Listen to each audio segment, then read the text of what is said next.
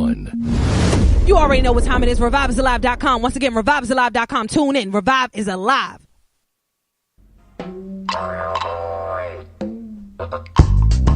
Welcome to Revive. It's about that time. Welcome to Revive. It's about that time. All I need is one mic. You know what time it is. Open up your ears. You know what time it is. Open up your mind. It's about that time. It's your girl P.O.C. Hey! It's your girl P.O.C. Hey! Proof of consciousness. Proof of consciousness. P.O.C. You know what time it is. Open up your ears. You know what time it is. Open up your mind. All I need is it's about that time. Welcome to Revive. Welcome to Revive. Welcome to Revive.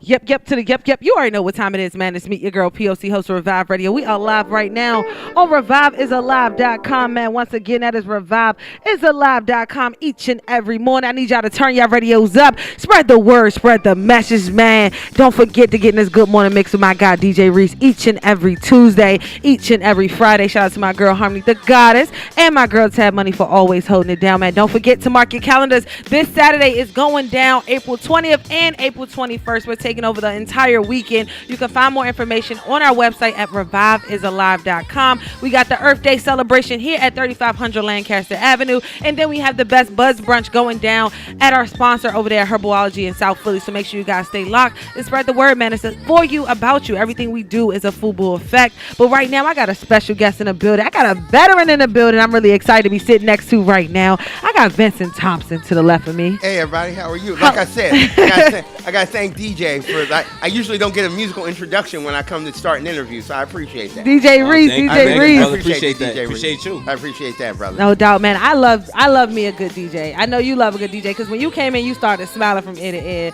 I do. I like a good DJ. Yes. People don't know. When I was in college, I was a good DJ. Oh, you was DJing? I was DJ. When I was in Marietta College in southeastern Ohio. That's how I made a little bit extra money. So what they call you, DJ Vince? Yeah, I was DJ Vince. Vince? My creativity wasn't there. I was like 18, 19 years old. I was still happy. What kind of, right now, if you could name two tracks that you will mix together, what would be two tracks you'll mix together? Oh, wow, that's a good, you know what? My old age is going to kick in, so let me pause and think about that. But you know what would be an interesting track? Before I let go. No, any Salt and Pepper song. Okay. Oh, I was trying to take it a little bit no, too far back. No. My bad. Any Salt and Pepper song. Okay. And you know what would be an interesting mix? Salt and Pepper and Cardi B. Ooh, okay. Yeah, yo, Reese, he trying to call you out. No, Reese, because there's some similar wolf talking that both ladies did that you could see them like matching. Okay. Like, I make money moves and Salt talking about I take your man. Like, I can see that mashup happen. So you can think about that. Shout out to my guy DJ Vince in the building. So DJ Reese, when you come up with that super mash, just think and be like, oh, that old man in journalism, he kind of thought about that. That was all right. Give me the idea. There you go. I appreciate you. I don't think people thought two female DJs, but I listened and I'm like, their wolf talking could actually work. Like they're wolf talking, like Salt and Peppers from the 80s and Cardi B's today. If you mash them up in a thing, I can see them work. Well, let me ask you this question. What do you think about music today in 2019? Like in general? Well, you know what? Because you've been in broadcasting for a minute. I've been in broadcasting a long time. Give us a year. How many years? No, I started when I was in college. Okay. I'm 52 years old now. So I was lucky. Like I was a kid that, I tell people all the time, the way I started in journalism was I was a kid in elementary school, and I was that nosy kid in elementary school that was always asking why. Hey, teacher, why? Why is this happening? Why? You can't tell me why. And the teacher was like, I got something just for you. And it was called journalism. I had never heard of the word. I looked it up, and she said, you can get paid to do this. I said, wait a minute. I get paid being nosy? Oh, that's awesome. That is awesome. You know what I mean? And that's what I did. That was a kicker for me, too. That's I can ask questions. This is what I like to do. I get paid to get to talk. No, I get paid to talk. That's what I want to do. I was like, this is awesome. So I did it in high school, started the school newspaper in like elementary and middle school, went to high school, Then went to college, went to Marietta in southeastern Ohio. Was the only black kid, one of the few black kids in southeastern Ohio. Loved it. Came back to Temple, had a ball there, and then I started right out of Temple working freelancing and get hired. And I was at the Tribune. I worked for the Tribune as their political reporter, and then I left to go to WHYY Radio, and then I've been a spokesperson for the school district under 2 superintendents. Awesome. I've been a chief of staff for an elected official. So I've let my journalism degree take me to wherever it is. And now I'm the proud vice president of the Philadelphia Association of Black Journalists, the oldest journalism organization of color in the country. We are the founding chapter of the National Association of Black Journalists. I love it. I love it. But before we get into that, I want to get into this question about music. What do you think about music in 2019? Well, I got to know. But, I think music in 2019 is just like it was in 1960. Really? Right? Because there's always been different kinds of music. Okay. Right? There's always been message music that has a thing. There's always been country music. There's always been people that are like, I can't understand why Marvin Gaye is telling people what's going on. So there's always that clash. I think the rap industry has really changed music forever because nobody ever thought that you could let me just talk and that could be music. Or let me scratch some records together out of my poetry on a beat. Right. Or let me scratch some records together, it would be music. And it once again shows just the impact of black folk. Like how we can make chicken salad out of anything. Yes. Right? And that's what we can do. Like we can just make it out of anything and influence every genre. Like we can influence country music, like the mashup that's happening with country music now. Like nobody would have thought that. Exactly. Right? I love that. You know what I mean? Like nobody would have thought Lil that. Nas X. Yeah, but Billy Ray. But Nas is like, you know what? That's a country song I want to do. And black folks be like, that's crazy. But then another black person like, that's dope, man. Let's do that. So we've always been creative that way. And I think you're going to see it more and more. I would wish as an older person that rappers would understand that everything doesn't have to have a curse word in it. Facts. To get to the thing. And I also think there shouldn't be that much misogynistic references in music. Right? Because we all came from women.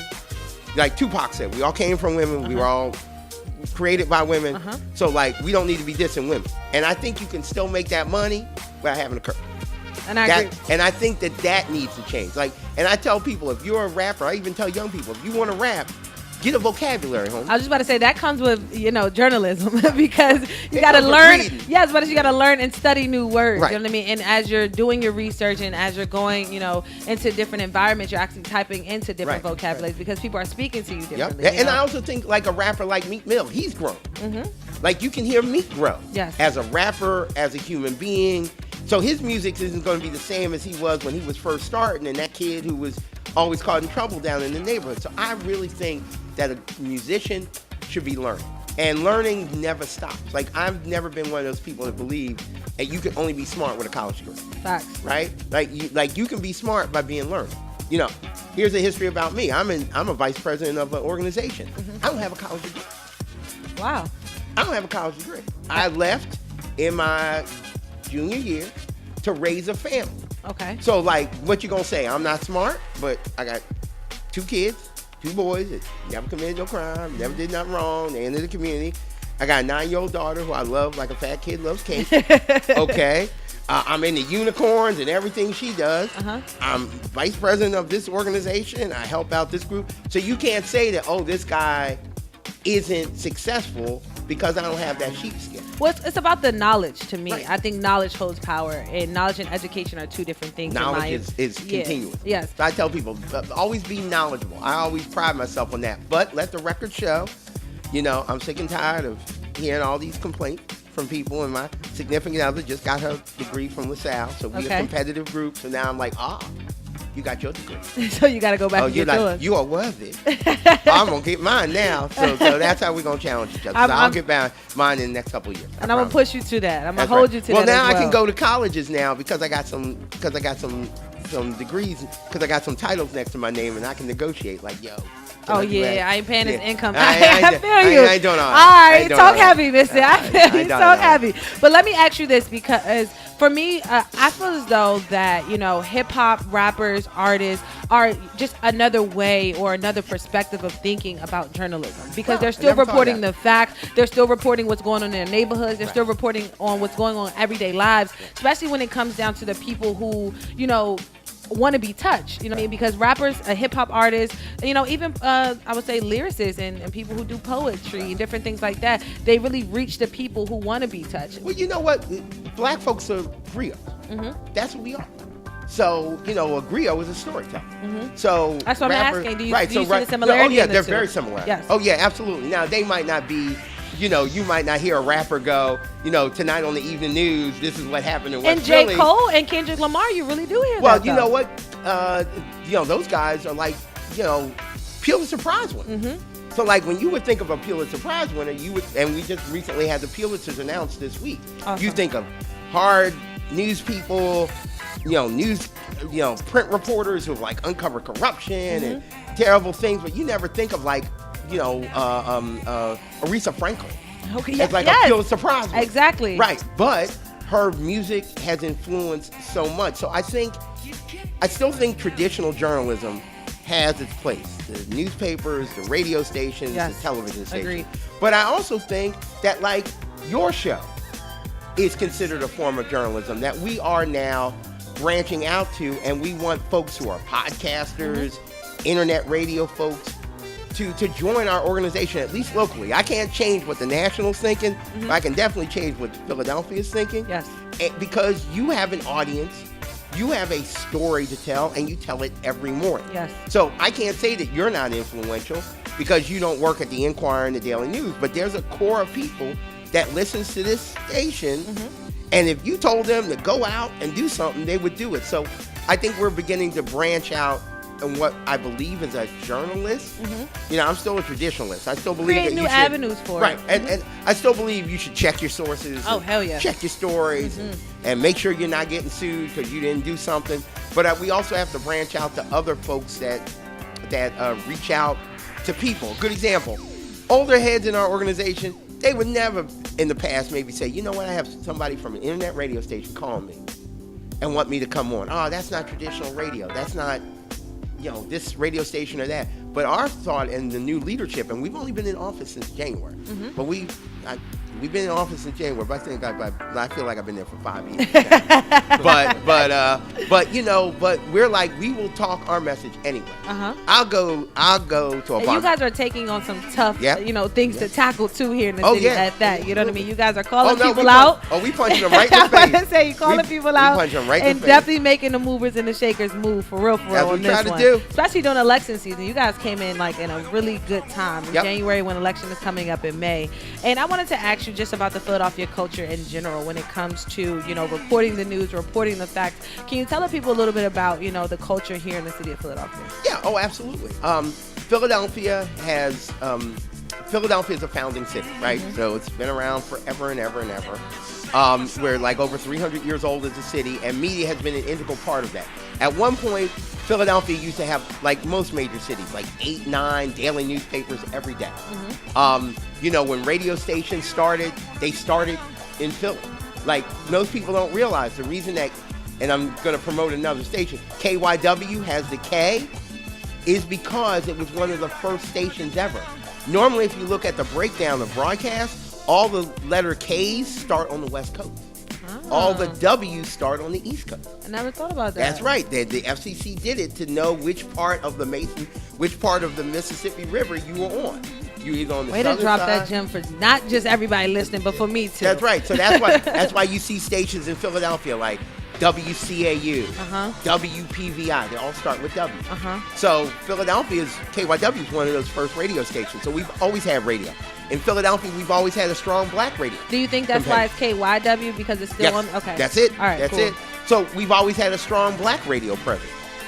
So, you know, black radio is integral in the black community. Like, black folks listen to radio. Yes. You want to get the black folks, tune the radio. My grandma still turns her radio on I every know Saturday that. morning. I know that. They turn them on every day. I was Yes. reading a study by like one of the big rating agencies that like black folks listen to 20 hours of radio a week. And you know, we still listen to music radio. Music's big, but we are voracious consumers of news and information. Talk radio a lot. So that's why I'm honored to work for Philadelphia's African American talk radio station, WRD. WRD, that's right, 96.1 of The FM. only black-owned radio station here in the state of Pennsylvania. And one of the few in the country. There's only 3 of us in the country. Wow. So we're like a black unicorn that way. Yes, Like finding us together, it's crazy. But like, we've always had that strong history. We've always had a strong history of the black press in Philadelphia. Philadelphia Tribune, the Philadelphia Sunday Sun, the Neighborhood Leader. So we know our thing here. So we're very voracious media consumers. I love that. We're very voracious. I love that you said that. And do you feel like the people of Philadelphia truly appreciate, where journalists and radio hosts and, media correspondents actually do what they actually do for the city? Do you feel like the people of the city actually appreciate Oh, yeah. No, Philly's definitely a appreciative town, right? Like, I mean, listen, I tell people all the time, if you are a journalist in Philly and can't get a story, you stink. Because Philadelphians are a lot of things. Shy is not one of them. Okay. Right? And you can go to a neighborhood and there can be an accident, and there's one person in that neighborhood that know what actually happened, and everybody else will give their speculation. But will never be afraid to come to you and tell you their speculation. Like, oh yeah, I didn't see the accident, but here's what happened. I know, and you're like, but you weren't there, but I'm gonna talk. And this is my name, so I mean, it's a great news town. We get lots of ratchet that happens in Philly, and for a newsman, that's good too. Yes. Because you never know what's gonna happen, but people are opinionated and passionate, and neighborhoods are passionate. And I tell people, Philadelphia is a city of neighborhoods. And every neighborhood is like their own city. So you got to know about that neighborhood in that city. Well, let me ask you this, because It's Philadelphia was voted, the #1 city to visit in 2018 by Forbes magazine, right? Awesome. But then at the same time, you have all But of not this, every section of Philly. that's what I was going to say. I was just about to finish up. And, Right. at the same time, you have all of this gentrification that's going on, too, as well, when it comes to the city of Philadelphia. So what would you tell the people who are listening right now, about visiting Philadelphia and the gentrification that's going on at the same time? Well, I think you have to understand there's two different people. Okay. If you're visiting Philly, you're coming to Center City, right? You're going to the Liberty Bell, Independence Hall, that kind of thing. Like today, Major League Baseball is going to announce that the 2026 All-Star Game is going to be in Philly. Okay. They're going to announce that at Independence Hall. Okay. Right? It's the So you said the 2026. Okay. All-Star Game is going to be in Philly. Oh. They're going to announce it today using the backdrop of Independence Hall. Okay. Now, Major League Baseball wasn't saying, I got to go to 15th and North and use the backdrop at 15th and North. Not that 15th and North could be a backdrop, I feel you. but they weren't going to use that because it's not an iconic symbol. So most of the tourism is in downtown, right? I think when a city like Philadelphia becomes popular, you have to fight against that gentrification, right? You've got to understand that neighborhoods like North Philly near Temple, West Philly near College. You mean Templetown? I'm calling it Temple University. I ain't calling it Temple. It ain't North Philly though. Well, it's North. N-O-R-F. I'm from Philly.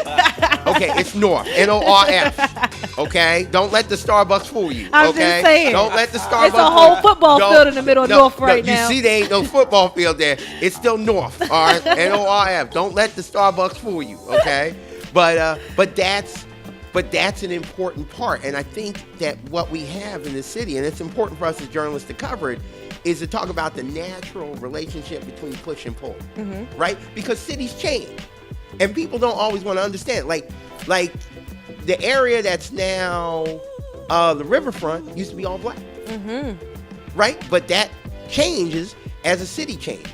I've always told people that one of the ways to fight against gentrification, and I cover government every day, and people can listen to me and complain. I love your politics. But here's what I tell black folks. If you don't want to be forced out by gentrification, pay your taxes on your home. Pay your property taxes. Because what happens is you get behind on your property tax, then you got to sell your house. So some developer or some gentrifier comes in and buys it. But the 2020 plan also, since we're talking about black people, the 2020 plan in my opinion, didn't include black people. Yeah, but you know why it didn't include black people? Because black people aren't on the table. That's my point. Right, but you got to be at the meetings. I always tell black folks all the time, when you see the meetings, the community meetings, go to them. Don't think that Becky and Johnny are the only people that can go to community meetings, right? Go to them, because they're telling you what's happening in your neighborhood. When I was in South Philadelphia, a great little area, we had a redevelopment of a playground. I was at the meeting every week. I made sure that the tot lot got done. I made sure that the dog park got done. I knew that the Starbucks was coming. That's why when my lady was like, we should move, I was like, hold on, baby. You don't want to move because I'm at the meetings every month, and this area is going to come up. Don't move. And that's exactly what it and did. that's exactly what it did. And I was the happiest black man in the world. I tell people I don't like gentrification. I understand the press and pull of it, but I ain't gonna lie to you. If you were living in a neighborhood where somebody was causing crime, and now all of a sudden you see people walking their dogs and kids with their strollers, and you get you a latte, you get you a scone, that neighborhood ain't too bad. Now I was like, this is bad. Let me get my hot tea. But what about? I feel you. It makes sense. You know what? This is terrible. There's no crackhead on the corner. Yo, Reese, stop laughing at him. Reese, stop laughing at him. We gotta keep my people on their streets. We gotta buy black our blocks. I want them to buy black on black. We gotta buy back our blocks. But you know what? You gotta not give them up in the first place. Okay. That's what I'm saying. I'm saying if you do the bottom line, a lot of times people give up their stores because the pressure's too hard, right? Because they're like, listen, I've done this store for 50 years, 40 years. Some guys willing to come in and give me $500,000 for a store. But it's worth more than a half. I understand. But if you fought every day and you tired of the fight, $500,000 is like hitting the lottery to you. I feel you. And you can say, I'm going to go down south. I'm going to go move somewhere else. Right. And I'm done. So I'm rich. So what I'm saying is that neighborhoods have to understand, if you like that business, support that business. Fact. But the business also got to be business oriented too. Like we are the Philadelphia Association of Black Journalists. We do nonprofits all the time. We do black businesses all the time, but we expect a certain amount of quality from our black businesses when you bid for our money. I agree with you for that. I agree with you with that. And do you see black businesses growing here in the city of Philadelphia as gentrification is becoming heavier and heavier? I think they can, but I think a lot of that has to help with organizations like the Chamber of Commerce's, where every local Chamber of Commerce is.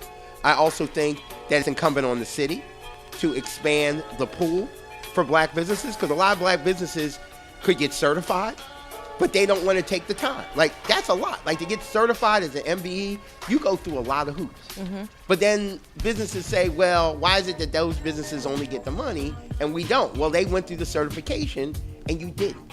So I tell people, if you're a small black business, government is a way to get a lot of money, because government cranks out everything. And you report a lot on politics and government. Let's talk a little bit about that, too. Because cash rule everything around. And I wanted to ask you a lot about that this morning, because May is coming up really fast. Yes. I mean, like, rapidly. I didn't even think the election season was going to turn around this fast. That's right. 6 weeks. Yeah. Yep. So what do you see right now happening for the city of Philadelphia, especially for, the mayor's race right now? Well, let's tell you a little bit about what we as the Philadelphia Association of Black Journalists are doing. Please. Because we are 46 years old, and we're the oldest journalism of color organization in the country, and we're the founding chapter of the National Association of Black Journalists, which is 2 years younger than us, and many of our founders helped create the National Association of Black Journalists. So think about it. Back in the 60s and 70s, trying to create an organization of black journalists could have gotten you fired. Facts. in your profession. One of my sheroes is Ida B. Wells. That's right. I love her. That's like right. She's one of the major key points of why I started radio. Oh, that's awesome. Just because of her. No, and she's legendary in journalism. Yes. Not just black, but white journalism. Yes. But a lot of our members were the first at like their newspaper, the first at their radio station. Now, not like the first in like 5 years, like the first ever, right? Like the first ever. And because of that history, we're able to call in the candidates and say, "You guys speak to us," right? Right. We have a brand. So starting in February and ending just a couple of weeks ago, we had all three of the mayoral candidates come in, right? Speak to our reporters. Take the hard questions. People can watch that if they Ernest didn't get a chance. did a really great job. Yeah, he did. I did a good job too. I did a couple people too. I'm just saying. I love Ernest's job, but Black Man did two of them too. I'm just letting you know. I do this for a living. Shout out to Vincent Thompson. I did that too. But you can watch all of them on our Facebook page. Yes. So if you go to PABJ on Facebook, you can watch all three of the events. And I'm proud to say that on Monday, the 22nd of April, at 7 o'clock at Community College of Philadelphia, the Bonnell Building Auditorium that's right at 17th and Spring Garden, we're going to host the first mayoral forum with all 3 of the Democratic candidates. I love it. So I'm going to be part of a panel of journalists asking the mayoral candidates questions specifically about the black community. So it's like an all black issues forum. So don't come talking your stuff.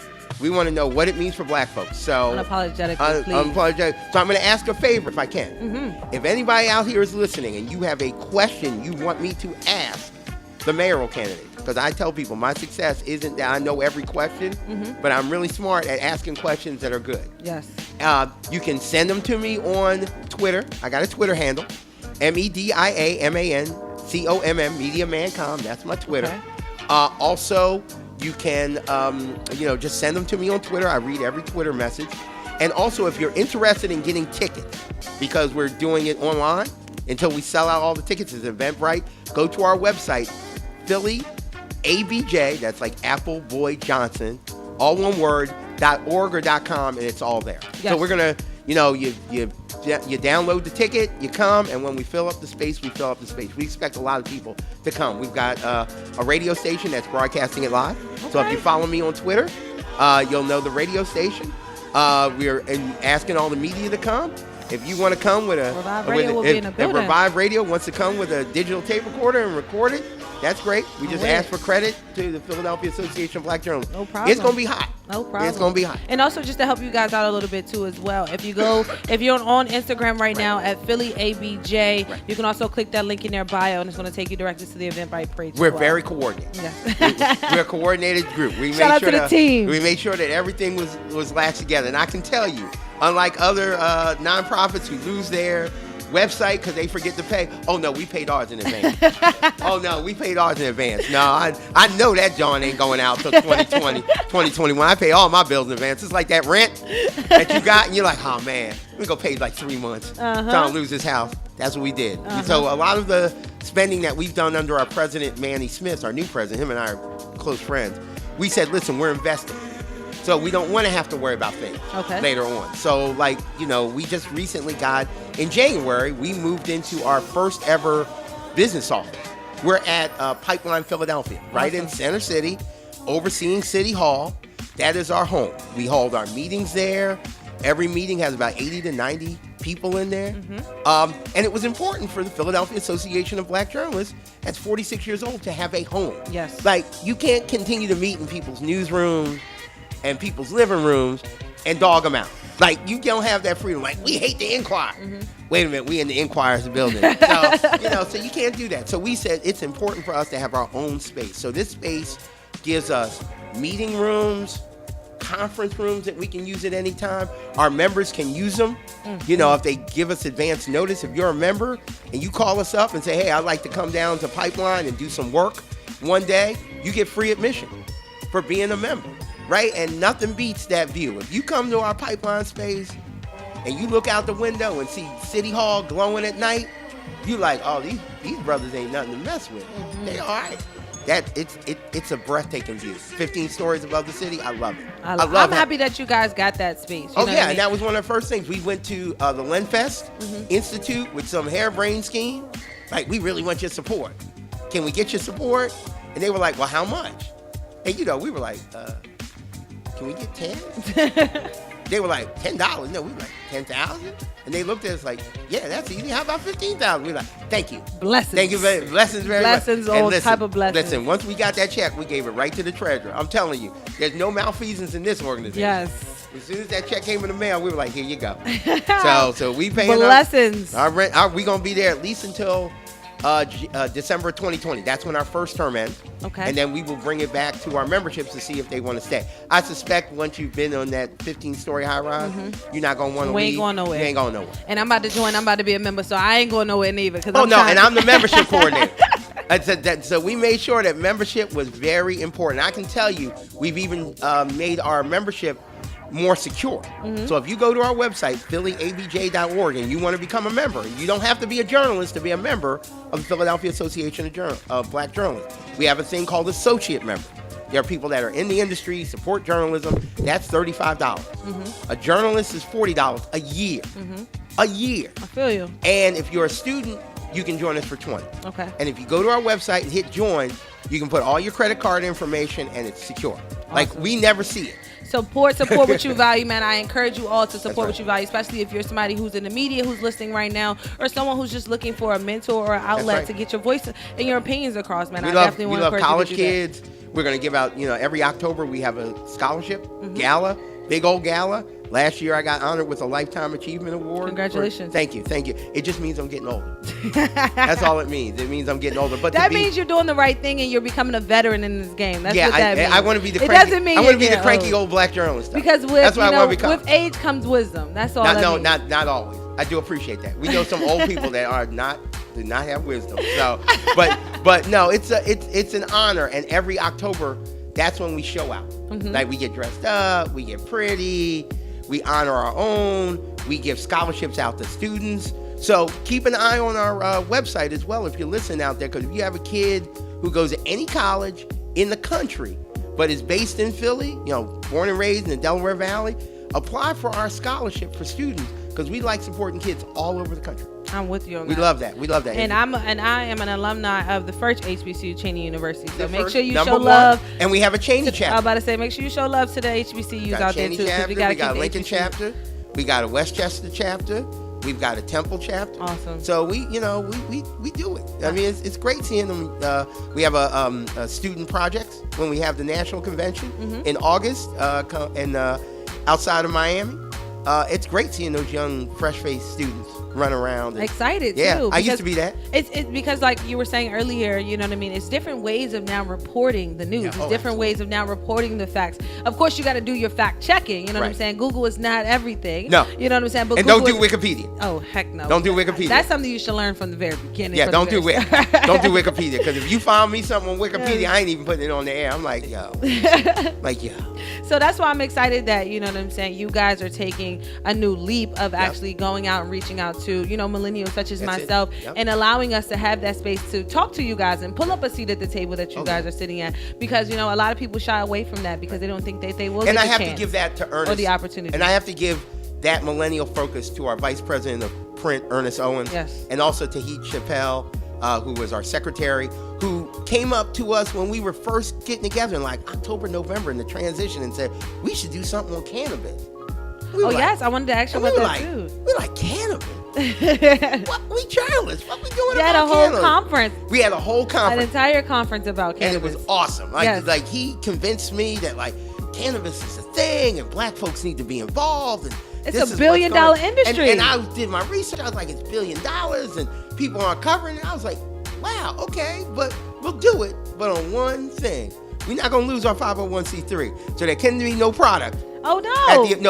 No. We got a lot of calls about it. Oh, okay. Well, we got calls from black folks. Is there edibles? Is there any medical medicinal stuff? Is the coffee infused? Is the coffee infused? And we were like, we're not losing our 501c3 nonprofit for your shenanigans. So what you want to do outside, it's a public sidewalk. And all you was doing was educating. We educated. Not medicating. You were educating. I'm going to use that line. We were educating, not medicating. But it was great. We had over 150 people that came out, really learned a lot. I learned a lot. Our friends at the Pennsylvania Cable Network, which is the Pennsylvania's equivalent of C-SPAN, came out. They recorded the whole thing. They rebroadcasted it just the other day.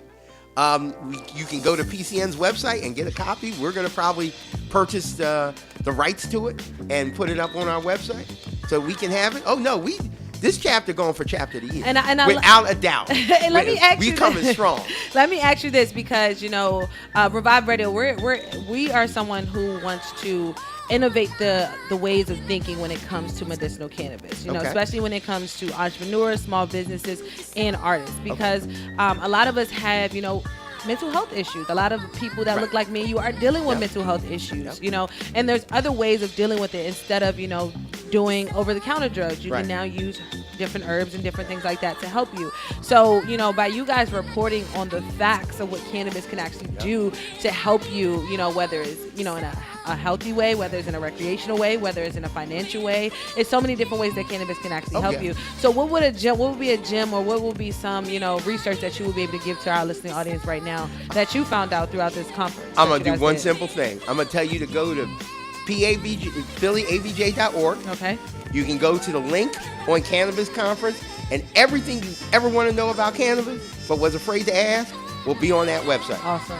All of our speakers, all of our attendees, all their contact information is there. I got to give a shout out to Tahid Chappelle, who is our secretary of Philadelphia Association of Black Journalists. He put that thing together. He put his foot all in it. He is the master of that. We are going to have another cannabis conference next year, and it's all Tahid. And Tahid got the sponsor, so as an old head, I'm like, you got the money? Is the money? We making a profit on this? Okay. Oh, that joint's awesome. Okay. Beforehand we were like, this ain't gonna work. Oh, we getting sponsored? Oh, this is the greatest idea ever. But Tahid's the man. So if you're listening out there, even if you go to our website and you see Tahid Chappelle, you're not related to Dave. We get that question. But Tahid is the person that you can ask for all of your cannabis questions. Here's our cannabis. Please connect us. Tahid is Cannabis 101. And he also uses cannabis for a medical condition he has. So he's intimately involved in it. So, and like I said, we got none at the meetings either. So if you come the second Tuesday of every now, I got to do that disclaimer. You can join, but none of that happens. Well, please connect me to him because I would love to talk to him about that situation. But I want to get back into this mayor race that we got going on. Come on out on the 22nd, Monday. So tell us a little bit about what you have learned so far, though. Oh, God. Well, remember, I'm 52 years old. So the first mayor I covered in Philly was Wilson Goode. Okay. So I think, and I've covered Mayor Kenny. Since he's been mayor, I covered him when he was a council person. I've known Anthony Hardy Williams since his father, Hardy. And I've known Alan Bukovitz for years, the former city controller. Basically, what's happening in this race is very simple. The incumbent is running on his record over the last 4 years, right? That's how it comes down. He says, listen, since I've been mayor, I've made preschool, pre-K programs easier. I'm doing this rebuild program where you're going to see improvements to your rec centers, parks, and I'm playgrounds. still waiting on that one. Well, it's happening. I'm waiting on that one. It's happening. Okay. They're happening. The shovels are hitting. And we had community schools. So all of those three are happening. I think one of the things that Mayor Kenny is having to deal with is a desire by some in the African American community that he hasn't done enough for the African American community. And the question I guess I'm trying to get from the other candidates is, if you say Anthony Williams and Alan Bukovitz, you want to keep the programs that Jim Kenny is doing, rebuild, pre-K, and others, but you don't like the soda tax, how you gonna fund it? How you gonna fund it? Right, and that's what I tell everybody, because the soda tax brings in about $76 to $80 million a year. So you could repeal the soda tax if you wanted to, if you got enough members of council to repeal it. Because we all wanted to be repealed. Not everybody. Let me say this, and I agree with Mayor Kenny. The everyday shoppers. Listen. Who don't have the fresh grocers, who don't have the Whole Foods in there. But here's what Mayor Kenny said, and this is a legitimate thing. I can see you wanting it to be repealed for items that you might need, like if it's being charged on baby food or baby formula. That's something I could see you saying, you know what, you shouldn't be doing that. But black folks don't need soda to live. That's a fact.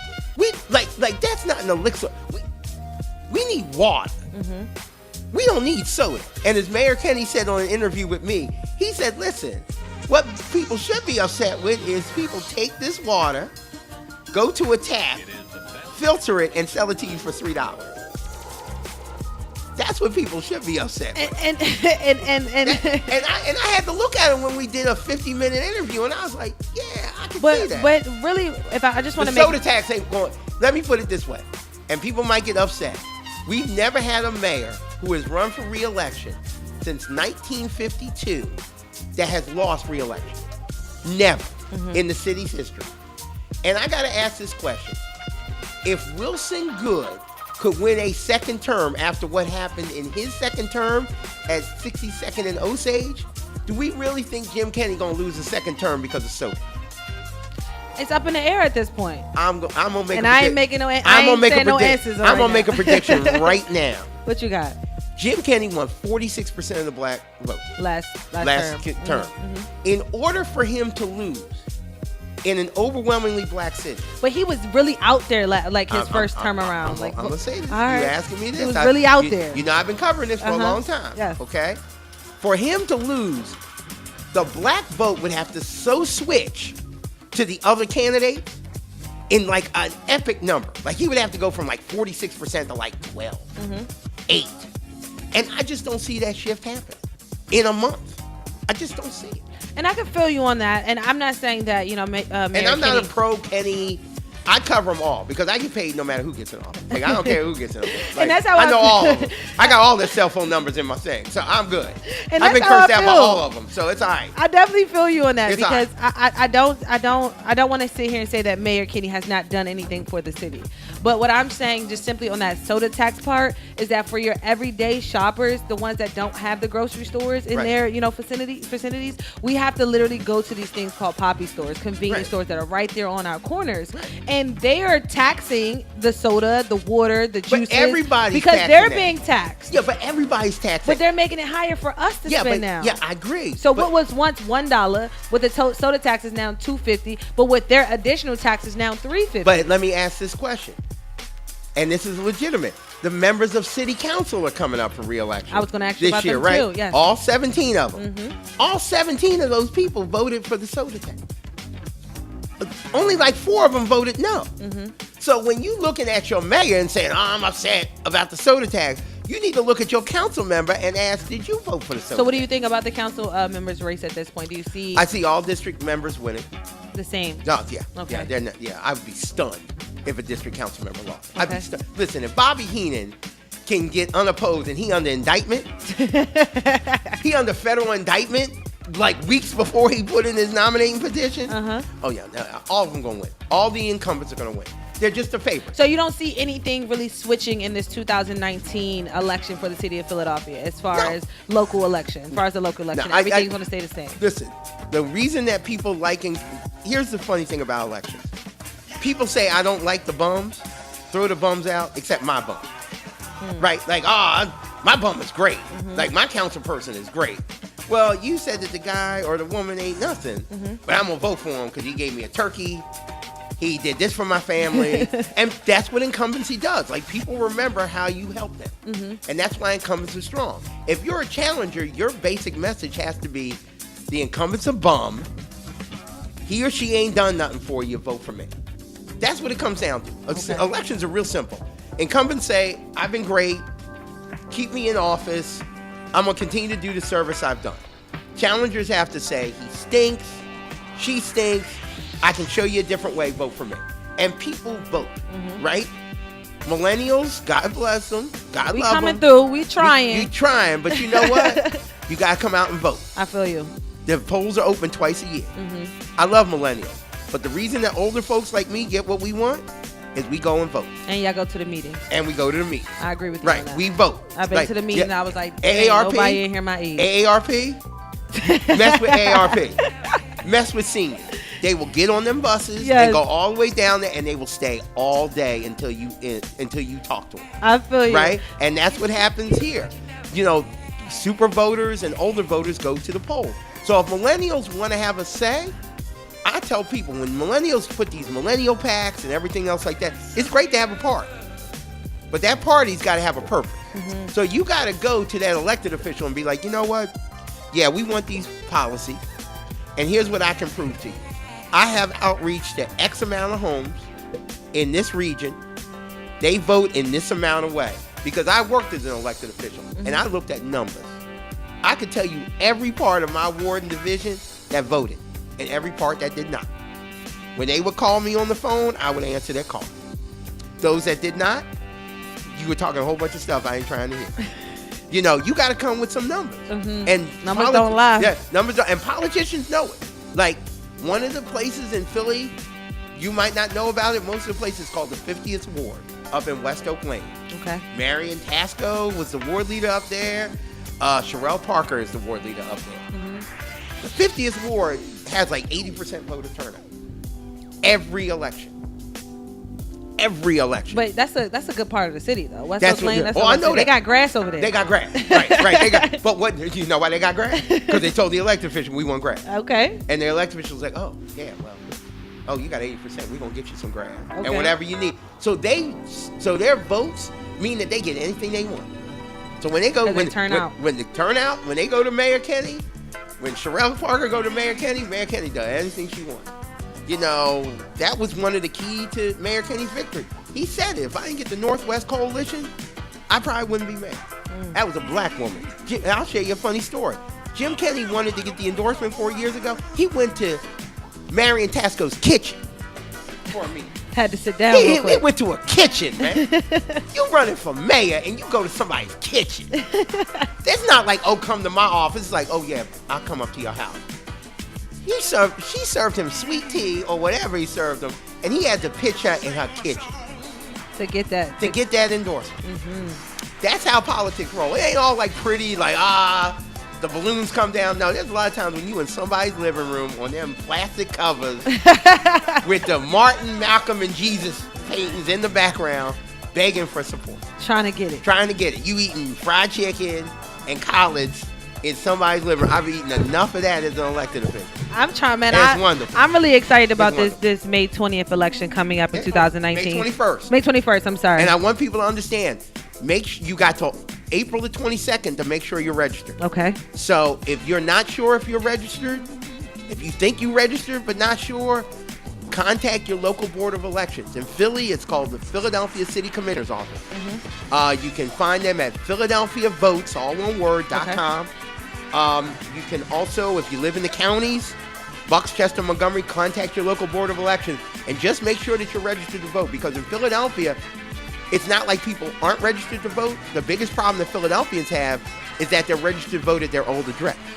Like, you know how you switch your mail to your new address? People don't have a chance. People don't switch their voter registration. So when they go to the polling place, they're like, I'm registered to vote. And they look at your voter registration and they see that you're registered at your old place in North Philly or West Philly. Let me ask you this too. Switch that up. Can you please drop the information, the knowledge on my listeners right now when it comes to local elections? I say it all the time. I push local elections, because local elections, it's really where it counts for us as people, where it counts for our tax dollars that you say we need to pay. You know, when it comes to the soda tax and different things like that. You know, when it comes to these potholes we keep complaining about, please tell them how important these local elections are. I will say this. I use this hashtag all the time. All elections matter. People get really excited about the presidential elections because I call them the sexy elections. Right? They're sexy. they are. They're sexy. They're the, if you're a woman, they're the Idris Elba of elections, right? They're all sexy. They look good. You hear all the excitement. You see all the commercials. If you're a guy, they the Halle Berry of elections. They fine. They gorgeous. That kind of stuff. Voting for a city council person might not be as sexy. Voting for a mayor might not be as sexy. Voting for a city commissioner might not be as sexy. But that impacts you every single day. You will be more impacted by the decisions of a mayor and a city council person than you will of a congressman. Yes. And of a president. Yes. Right? And, we've got a lot of people talking about reparations. That's what they're running on 2020. I need reparations. Here, let me give you a piece of advice, a political person. A president can introduce a reparations bill, but the reparations bill will never see the light of day if it doesn't get approved by Congress. The House and the Senate got to approve a reparations bill. You know who most of the members of House and Congress are? White. So you got to convince white people to vote for a reparations bill. So when but what I'm saying is, so when you are anywhere in the country and you are urging reparations, you got to make sure you're asking your congressional candidates that same question. 2 years ago, I didn't hear nobody asking no congressional candidates that question. When 2020 comes up and all of Congress is running, you better ask those questions because it means nothing. Politics is being able to count. A good politician. Dropping some gems right now. A politician. A lawmaker told me something I've never forgotten. The late Lou Blackwell, and we love Lou Blackwell. Janie Blackwell been around for like 100 years. Yeah, he told me one time as a young reporter. That's your dad, right? What?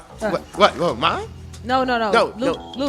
Lou Blackwell and Janie Blackwell are husband and wife. Okay, right, my bad. Councilwoman, right, okay, councilwoman. Lou Blackwell taught me something I never forgot. He said, Vincent, in city council, I know 3 numbers: 9, 12, and 17. And I was like, 9, 12, and 17? What's this old man talking about? You need 9 votes to pass a bill. You need 12 votes to override a mayoral veto. and there's 17 members of council. Let's talk If about it. If you don't have those 9, you ain't got a bill. So you need to know how to count. Election. You don't run legislation unless you count. When you go into Congress, before that reparations bill is going to come up for a vote, you better make sure you got like 230 solid votes. And the Black Caucus ain't going to get you over the 230. The Hispanic Caucus ain't going to get you over 230. So it's just not. Man, we got your guy Vincent Thompson in the building right now. It's just math. Yes. I love it, man. And there's some members You're of the Black full Caucus. of energy and full of knowledge. We got to get you back up here before on. May 21st. Listen, we got to, because you got to drop some more gems for the people when it comes down to just local elections, when it comes down to politics, because we truly want to understand. You know what I mean? And you have that background. I'm going to give you a tip. Please. Folks, if you want to learn something, come to the Philadelphia NAACP Candidates Forum tonight at 6:30 at Bright Hope Baptist Church at 12th and Cecil B. Moore. One more time. That's 6:30 tonight, the NAACP, Philadelphia NAACP Candidates Forum at Bright Hope Baptist Church, which is at 12th and Cecil B. Moore. Your boy going to be moderating the panel. Yeah, this is my time of year where I moderate everything. Okay.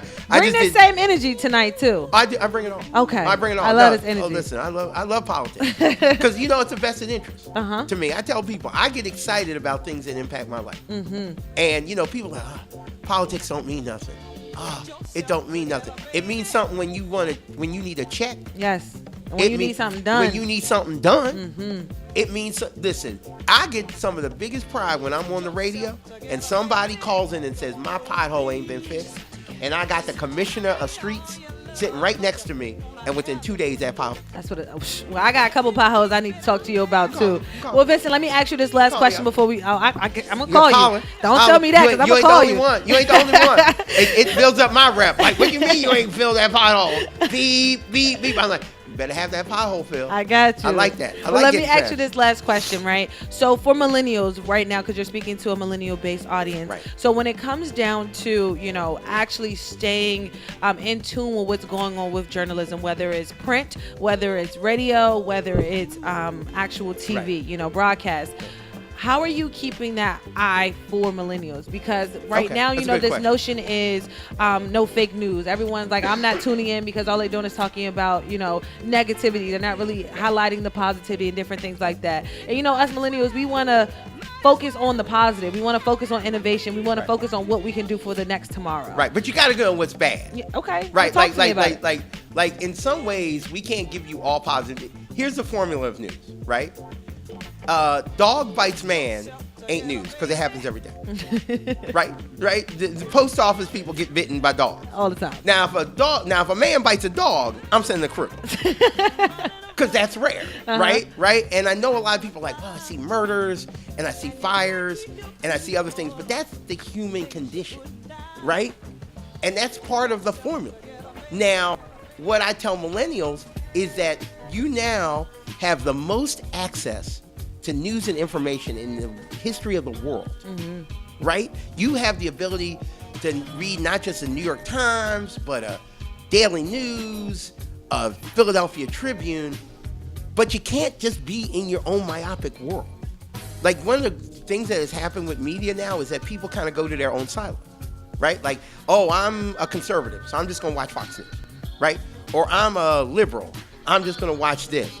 My job is I watch all of them. Because I need to know what everybody's saying. Got to report it all. But I got to know what they're saying, right? And I tell millennials, do your due diligence of going away from sites that just talk what you want to hear. Because you don't learn, right? Like, it's great that you know about Cardi B. It's great that you know about millennial issues. But how does that translate into stuff that other people are thinking about? Like, I tell people, if you're worried about college loans, then you need to make that an issue when you speak in the Congress people. Right? That's a justed interest. When older folks go to Congress people, they talking about the issues that impact them. Social Security. Social Security. When older people, Social Security. This, that. And I tell people, if you go with an agenda to an elected official, you can, but broaden your scope. That's a key to millennials. I know you hear from us old people and you're like, you don't know what you're talking about. I tell people, you ain't the only black old man. Like, when I hear young people like, you don't know what it's like to be a black man in America, I'm like, really? Like, really? Really? Like, really? I raised two. I've been one for 52 years. Like, really? Like. Times has changed, though, Vince. You can't say times ain't changed. You know what? But you ain't the first people to be stopped by cops. That's a fact. You ain't the first one to be stopped and frisked. And I hope, with these these three candidates who are running for mayor, well, two that's running for mayor and one is running for re-election, they do something about this stop and frisk. Here's what people need to know. Now, I usually am the one that brings the negative Nelly to the conversation. Stop and frisk is legal in America. It's called Terry versus Ohio. Terry versus Ohio. Please it Google. is a U.S. Supreme Court decision that allows police officers to stop and frisk you on probable cause. But not by race, not by gender. They should not do it by race and by gender. Yes. But stop until you change Terry versus Ohio, there's no police department in the country. But the ratio needs to add up. So That's if true. you're stopping 100 black men and you're stopping 100 black women, there needs to be stops by 100 white women and 100 white men as well. So that's where the ratio is not adding up for people that look like me. No, and I agree. Yeah. I'm not a Kenny defender. Okay. I'm just saying, black people, if you suddenly thinking that come January of next year, it's gonna change. Stop and frisk is gonna end. It's called Terry versus Ohio. I'm gonna go look that up because I can tell you, it's Terry versus Ohio. Go speak to Richard Ross and ask him if he's gonna stop and frisk. Okay. He gonna say 3 words, Terry versus Ohio, and then gonna walk away. It's legal. Got to know your law. That's also what it comes down to. That's right. Go to your black lawyer and say Terry versus Ohio, and you're gonna be like, oh yeah. Man, you got your guy Vincent Thompson, man. The Philadelphia Association of Black Journalists. Once again, telling people how they can find you, how they can stay locked. Also about the 22nd. Okay. You can stay locked with me on a couple of ways. One, I'm really active on social media. Yeah. As a 52-year-old person, I've adapted. I'm on Twitter at MediaMancom, MEDIAMANCOMM. You can also find me on Facebook at my company, Thompson Media Man Communications, 3 separate words, Thompson Media Man Communications. You can also send me an email at, I'll give you my company email address, all right? Okay. So everybody, it's you know what? I'll do the PABJ one. Okay. It's PABJ VP, like Vice President Broadcast, PABJ VP Broadcast at gmail.com. You can send anything you want. All your angry missives can go there as well. I return them all. And also, if you don't remember, just go to our website, phillyabj.com. And also on Monday, April the 22nd, from 7 to 8 p.m., we're going to be hosting a mayoral forum with all 3 Democratic candidates for mayor, where we're talking about issues impacting the black community. Stop and frisk is definitely going to come up. Okay. And I am going to inform people that Terry versus Ohio is legal. So I'm going to have a lot of hisses in the crowd, but that's okay. You ain't the first one to not like me, and you ain't going to be the last. Yes. And that's 7 to 8. Comes with the territory. Right, 7 to 8 p.m. at the Community College of Philadelphia, Bonnell Auditorium. You need to have a ticket to come in, so go to our website, phillyabj.com, and print out a ticket, and then bring it to you, and we'll fill up the seats until they're all done. So we start right at 7 o'clock. There's no CP time. Yes. Okay. All right, I'm just letting folks know you ain't strolling in at like 7:10, because if you strolling at 7:10, we already 10 minutes in, and you will see me up on the podium because I'm part of the panelist of journalists that's asking questions. Don't come in at 7:30. Because we 30 minutes into the debate. I'm just letting folks know. I'm with it. The doors are shutting at like 6:50. I'm with you. And I want to say thank you from Revive Radio, man. We truly appreciate the Philadelphia Association of Black Journalists for supporting us here at Revive Radio. Because, like I said, it's different ways and innovation is taking over, as far as getting out there and reporting the news and reporting the facts, and the fact that you guys are, showing love about people who support you, because that's one thing that we do. We support who supports us here at Revive Radio. So we appreciate you. No, I thank you. And like I said, the industry's changing. And when you guys sent us an email, it was a cold email to our PABJinfo@gmail.com. I check that all the time too. Yes. And you were like, what's this organization? We were like, man, we gonna go it. I love it. Because it's black. I love That's it. all we did. We were like, we black, happy, and nappy over here, man. That's what I'm saying. That's what I'm saying. I was like, I didn't even need to know what's going on. I was like, they black. You already know, man. I gotta be there. We appreciate you guys, I've never man. been in the purple studio, so I feel special. Yeah, shout out to PQ Radio 1. You already know what time it is. Once again, if you're looking to enhance your brand awareness, man, hit us up right now. Revive Radio has created a platform for you, yes, you, to spread your brand and your brand's message. Revive Radio offers affordable advertising packages to artists, entrepreneurs, and small businesses. You can find more information about that on reviveisalive.com. Shout out to all of our listeners and our supporters this morning. Shout out to my guy DJ Reese on the ones and twos. We'll be back tomorrow, man. Shout out to your girl Harmony the Goddess and Tab Money and Exhibit A for always holding it down with Revive Radio. Revive is alive, Revive is alive, reviveisalive.com. It's a winning Wednesday tomorrow. Let's go. We're going back to back.